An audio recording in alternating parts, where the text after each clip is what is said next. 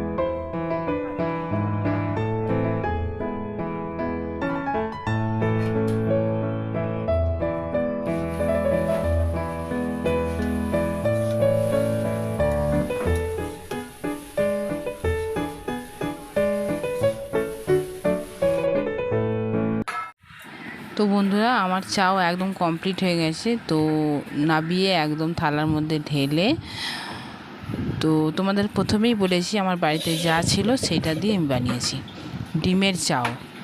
তো 3 পাতা সস ছিল, তো সসটা সেটাও দেখো মানে এর মধ্যে মাখিয়ে নিয়েছি। তো ছেলেরাও বসে পড়েছে সবাই মিলে মানে খাবো বলে। তো 4 জন আছি আমরা, 4টে থালায় একদম রেডি করে ফেলেছি। তো তোমরা বলো কেমন লাগলো ভিডিওটা। যদি ভালো লেগে থাকে লাইক কমেন্ট শেয়ার, আর নতুন বন্ধুরা যারা আছো অবশ্যই চ্যানেলটাকে সাবস্ক্রাইব করে দিয়ে পাশে থাকো। আবার দেখা হবে নেক্সট ভিডিওতে।